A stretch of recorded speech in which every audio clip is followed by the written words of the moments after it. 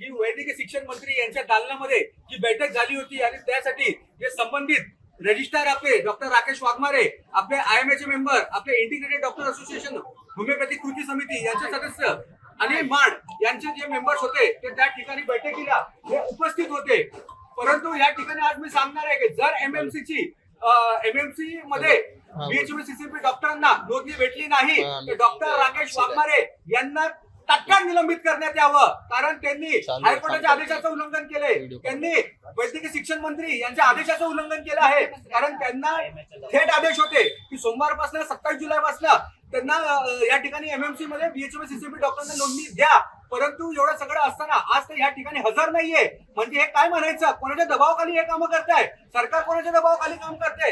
एवढं जे पोलीस प्रशासन आहे कोणासाठी तुम्ही लोकांनी बंदोबस्त लावलाय? आम्ही काय घाबरणारी व्यक्ती नाही, आम्ही आमच्या हक्काची लढाई करतोय आणि आमचा हक्क या ठिकाणावर आम्ही एमएमसी ऑफिस मध्ये घेऊनच जाणार. तर याच्यासाठी माझी शासनाला सुद्धा विनंती आहे की डॉक्टर राकेश वाघमारे यांची तात्काळ निलंबित की हकालपट्टी करण्यात यावी आणि रजिस्ट्रेशन घेतल्याशिवाय उठणार नाही. पोलिसांना